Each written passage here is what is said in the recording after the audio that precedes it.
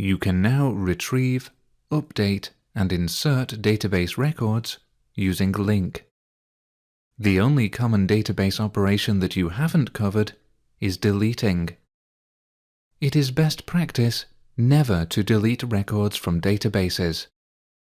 In the old days of computing, disk space was at a premium, so old records were physically deleted. These days, disk storage space is very cheap, so it is usually useful to keep deleted records in case the user needs to recall them later. Ideally, instead of deleting a record, you should update it with a property to indicate that the record should be treated as if it had been deleted. To begin this lesson, open the Spark sample file from your Sample Files folder.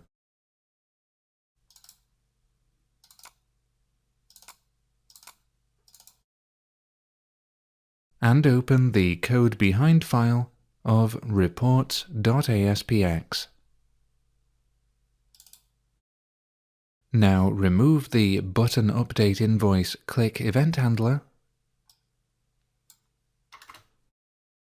Open reports.aspx in design view and delete the update invoice button. Now add a new button control in its place, set its ID to button delete invoice, set its text property to delete invoice, and add a new click event handler for the button. Now you'll need to create an instance of your LINQ data context class with the following code. Using Spark data context data equals new Spark data context. Before you can delete an invoice, you need to retrieve an invoice object that matches the invoice record that you want to delete. Copy the code that retrieves the invoice from the page load event handler and paste it into the button delete invoice click event handler.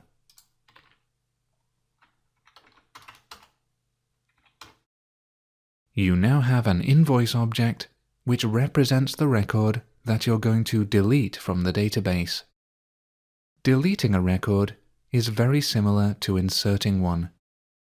Tell LINQ which record to delete by adding the code data.invoices.deleteOnSubmit myInvoice. Now call the submitChanges method to delete the record.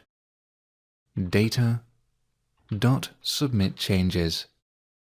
Note that in the same way that you can insert a collection of database records using the InsertAllOnSubmit method, you can delete a collection of records by using the DeleteAllOnSubmit method. Now let's test your code. View reports.aspx in your web browser.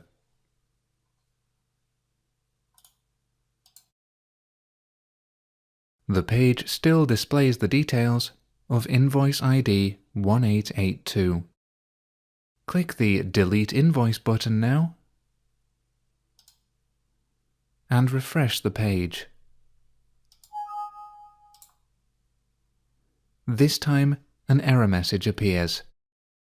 Your code successfully deleted the record from the database, but this has introduced an error. The error occurred because your page load event handler is trying to use the single method to retrieve invoice ID 1882.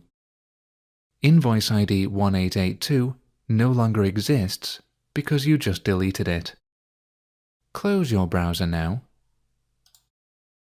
and fix the error by changing the code in the page load event handler to retrieve invoice ID 1883.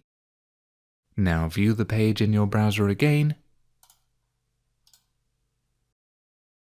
and there is no longer an error because your code was able to find invoice ID 1883. You could also have fixed this error by changing the page load event handler to use the single or default method instead of the single method. You did this in lesson 10.6. Close your browser now.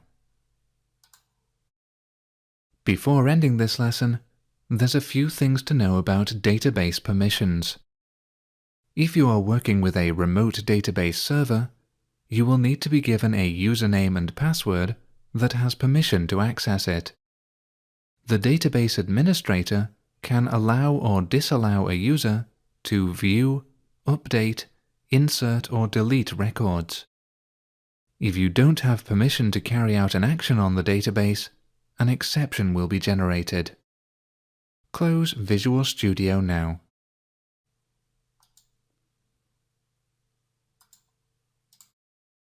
You've now completed Lesson 10.9, Delete Database Records using LINQ.